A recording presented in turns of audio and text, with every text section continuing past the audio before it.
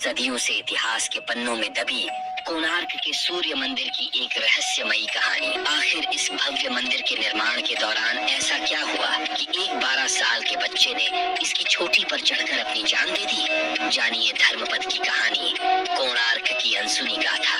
13वीं शताब्दी में कलिंग साम्राज्य पर बहादुर और दूरदर्शी राजा लंगुला नरसिंह देव प्रथम का शासन था। राजा नरसिंह देव प्रथम काकतीय राजवंश के शक्तिशाली शासक गणपति के खिलाफ भीषण युद्ध में उलझे हुए थे। 3 साल तक दोनों राज्यों के बीच भयंकर युद्ध हुआ, लेकिन अंततः काकतीय राजा की हार हुई और नरसिंह देव विजयी हुए। राजा लंगुला नरसिंह देव बहुत सारा धन और वैभव लेकर घर लौटे। विजयी होकर लौटने पर महल में उनका भव्य स्वागत का आयोजन किया गया था। राजमाता कस्तूरी देवी ने गर्व से अपने पुत्र को गले लगा लिया। पुत्र, तुमने अपने पिता की तरह ही स्वयं को एक शक्तिशाली योद्धा सिद्ध किया है। तुम्हारे पिता ने शंख क्षेत्रपुरी में भगवान जगन्नाथ का एक भव्य मंदिर बनवाया है, लेकिन मैं चाहती हूँ कि तुम अर्क क्षेत्र कोणार्क में उससे भी अधिक भव्य और बड़ा सूर्य मंदिर बनवाओ। माँ, सूर्य मंदिर क्यों और कोणार्क में क्यों? द्वापर युग में भगवान श्री कृष्ण के पुत्र सांब बहुत ही सुंदर और सुकुमार थे। वह हमेशा नारद मुनि को परेशान किया करते थे। एक बार नारद जी ने उसे सबक सिखाने के लिए एक योजना बनाई। नारद जी ने सांब के सुंदर शरीर की प्रशंसा की और उसे गोपियों के साथ जल क्रीड़ा करने के लिए उकसाया। नारद की प्रशंसा से उत्साहित होकर सांब गोपियों के साथ जल क्रीड़ा के लिए एक तालाब पर गए। आने वाली मुसीबत से अनजान वे हंसने और एक दूसरे पर पानी छिड़कने में व्यस्त थे।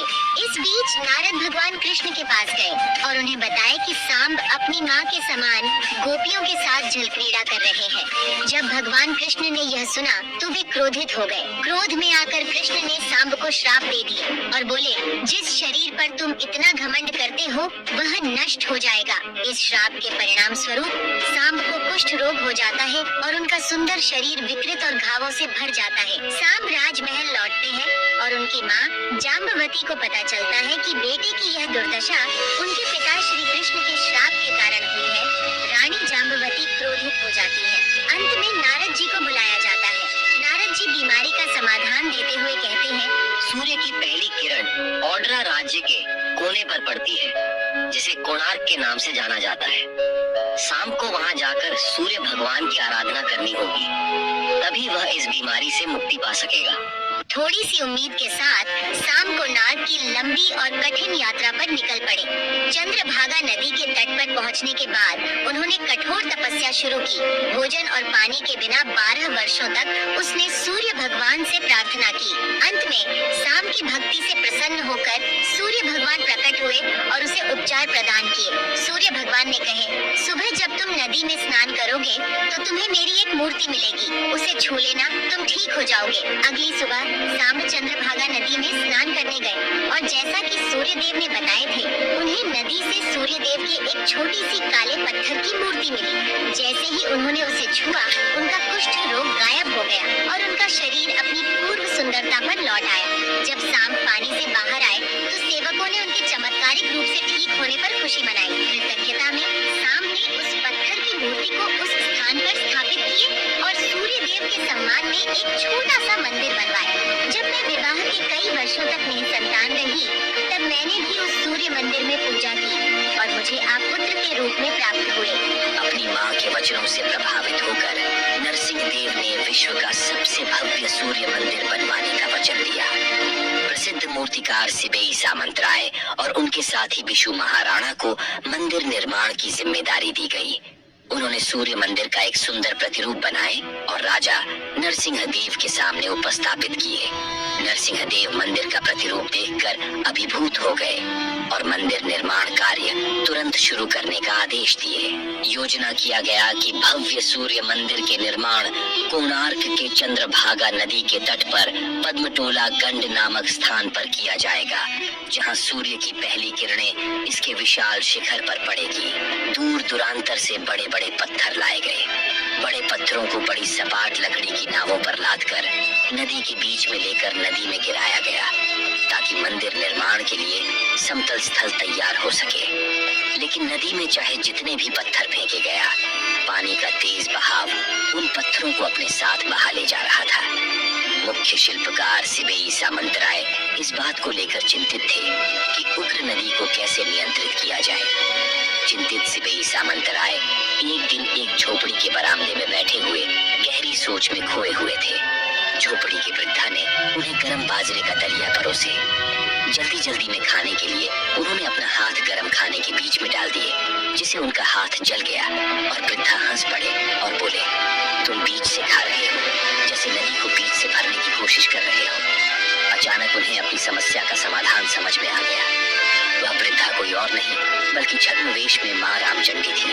एक सही योजना के साथ उन्होंने नदी को भरने के लिए किनारे से पत्थर डालना शुरू कर दिए और मंदिर निर्माण के लिए एक समतल स्थल तैयार करने में सफल रहे, जिस पर मंदिर का निर्माण कार्य तेजी से आगे बढ़ने लगा।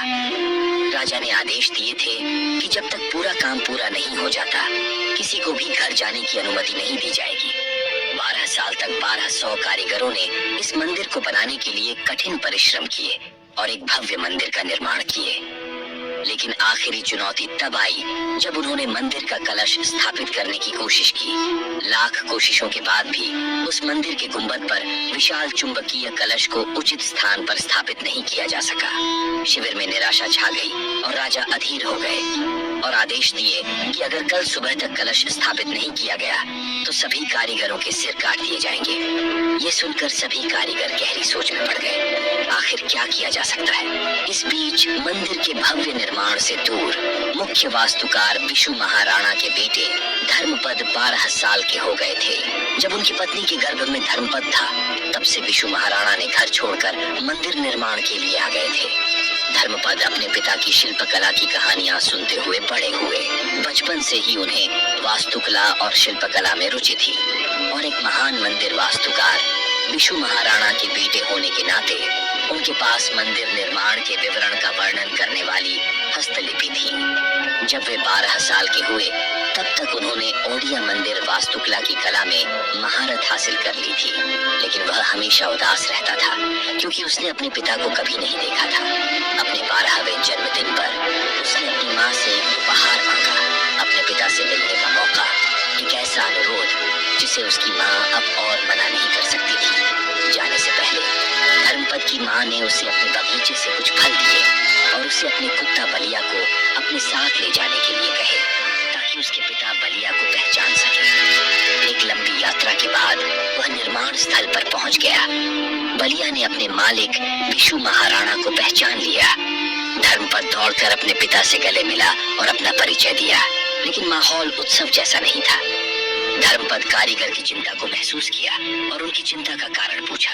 कारण जानने के बाद धर्मपद ने अपने पिता से कहा, अगर आप मुझे अनुमति दें तो मैं मंदिर के गुंबद पर कलश स्थापित कर सकता हूँ। विशु महाराणा ने संकोच के बावजूद उन्हें अनुमति दे दी। धर्मपद जल्दी से मंदिर के ऊपर चढ़ गया और पाया कि काम में कुछ त्रुटि है।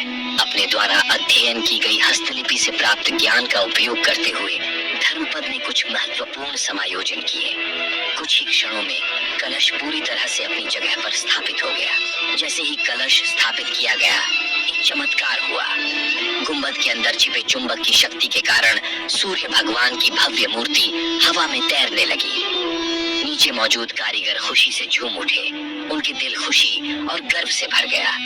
लेकिन कुछ कारीगरों ने इसका विरोध किया और कहा कि कल जब राजा को पता चलेगा कि जो काम 1200 कारीगर मिलकर नहीं कर पाए, उसे एक 12 साल के लड़के ने कर दिखाया, तो राजा जरूर सोचेंगे कि हम अपना काम ठीक से नहीं कर रहे थे और हमें मृत्यु दंड दे देंगे।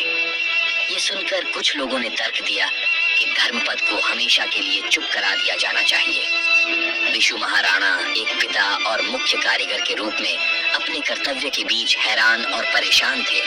उन्होंने इस विचार का कड़ा विरोध किया। वातावरण में तनाव भर गया। धर्मपद ने उथल पुथल को देखा और महसूस किया कि उसकी सफलता ने उसके पिता को कितना तनाव में डाल दिया है।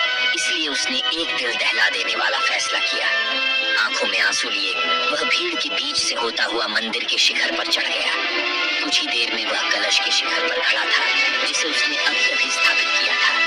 उसने आसमान की ओर देखा। सूरज की पहली किरणें मंदिर को छू रही थी, मानो सूर्य देव अपना आशीर्वाद बरसा रहे थे। धर्मपद ने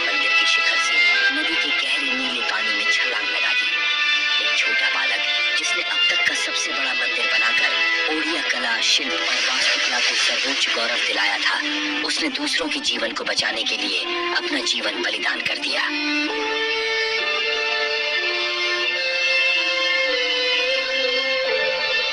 कुछ देर बाद राजा नरसिंह देव मंदिर के सामने प्रकट हुए।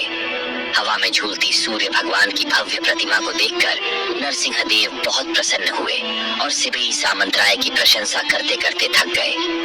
राजा नरसिंह देव ने घोषणा की कि मंदिर की प्राण प्रतिष्ठा माघ शुक्ल सप्तमी के दिन संपन्न होगी। सिबेई सामंतराय ने कहा कि तिथि तो अच्छी है, लेकिन मंदिर की प्राण प्रतिष्ठा के लिए यह सही समय नहीं है। लेकिन राजा नरसिंह देव अड़े रहे और उसी तिथि को मंदिर की प्राण प्रतिष्ठा की गई। लेकिन बहुत जल्द ही इस मंदिर में कुछ रहस्यमयी घटनाएं घटने लगी। सबसे पहले मंदिर में मौजूद शेर की एक विशाल मूर्ति गिर गई। धीरे धीरे मंदिर से कई पत्थर गिरने लगे। अब राजा नरसिंह देव को एहसास हुआ कि सिबेई सामंतराय सही कह रहे थे, लेकिन तब तक बहुत देर हो चुकी थी। कई सालों के बाद ये मंदिर और इसके आसपास का इलाका घने जंगलों में तब्दील हो गया। अंग्रेजों के शासनकाल में जब इस मंदिर का स्थान पता चला तो उन्होंने इस मंदिर का नवीकरण करवाया और आज आप उस भव्य मंदिर का केवल टूटा हुआ हिस्सा ही देख रहे हैं।